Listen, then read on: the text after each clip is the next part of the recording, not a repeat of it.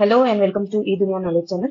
आज हम इसके बारे में जानेंगे कि कैसे, जैसे आज न्यूज आया है कि राघव चड्ढा जो आम आदमी पार्टी के एमएलए एमपी हैं राज्यसभा में, वो सस्पेंड हो गए हैं। तो हम डिटेल में जानेंगे कि क्यों सस्पेंड हुए हैं और उसके पीछे क्या रीजन है, और अगर कुछ जो जनरल अवेयरनेस रिलेटेड जानकारी है वो भी जानेंगे। तो सबसे पहले ये जानेंगे कि जो मेजर कारण बताया गया है उनके सस्पेंशन का, वो है violation of rule and breach of privilege. तो प्रिविलेज क्या होता है? जब भी कोई एमपी पार्लियामेंट का मेंबर होता है तो वो क्या है कि being a member of parliament उसके पास कुछ ना कुछ प्रिविलेज होते हैं। प्रिविलेज मतलब कुछ एक्स्ट्रा पावर नहीं कह सकते, एक्स्ट्रा जैसे रूल वायलेट करने का जो पनिशमेंट आम आदमी को मिल सकता है, हो सकता है कि बीइंग एन एमपी किसी को ना मिले। तो उस तरह के जो एक्स्ट्रा प्रिविलेजेस हैं वो एमपी को मिले हुए होते हैं। इन्हीं के वायलेशन के तहत राघव चड्ढा को सस्पेंड किया गया है।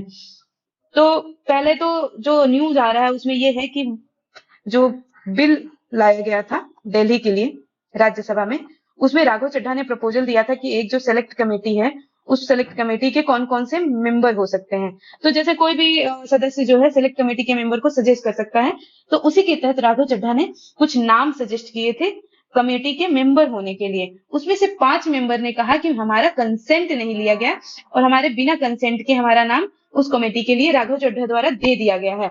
इसी का कॉग्निजेंस लेते हुए पीयूष गोयल मिनिस्टर हैं और राज्यसभा के मेंबर भी हैं, इन्होंने राघव चड्ढा के अगेंस्ट प्रिविलेज मोशन लाया था, और जिसका मतलब यह है कि राघव चड्ढा के पास जो प्रिविलेज है उसका मिसयूज किया गया राघव चड्ढा द्वारा। और इसके तहत डिसीजन आया स्पीकर नहीं, वाइस प्रेसिडेंट का, जो अभी चेयरपर्सन ऑफ द राज्यसभा है, उनके द्वारा आया कि राघव चड्ढा जब तक कि इस चीज की इंक्वायरी नहीं हो जाती तब तक के लिए सस्पेंड रहेंगे। तो 2 चीज जानने की जरूरत है, एक तो आम आदमी पार्टी के 2 एमपी राज्यसभा में है, एक राघव चड्ढा और दूसरे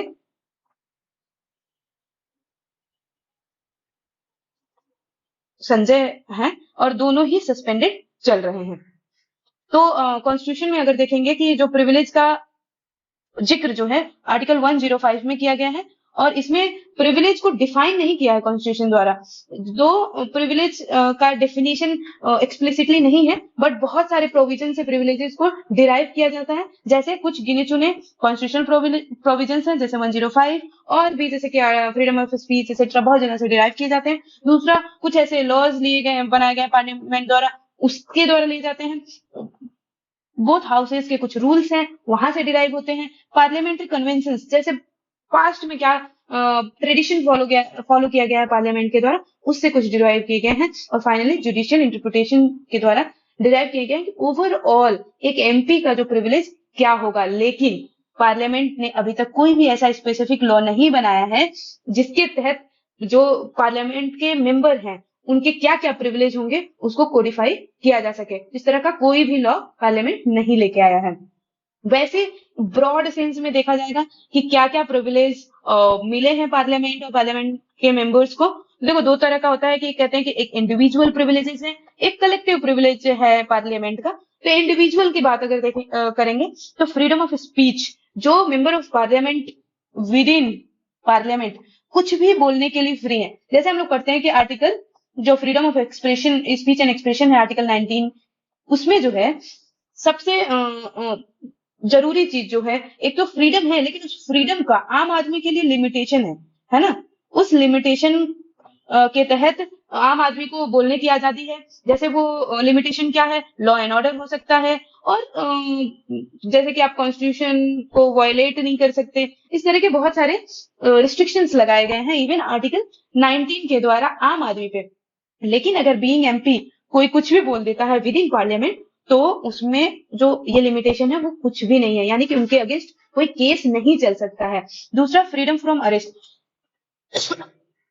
फ्रीडम फ्रॉम अरेस्ट मतलब जो मेंबर है, अगर पार्लियामेंट का सेशन स्टार्ट होने वाला है और पार्लियामेंट का सेशन एंड हुआ है, तो उसके 40 दिन पहले और 40 दिन बाद तक उनका अरेस्ट नहीं किया जा सकता है।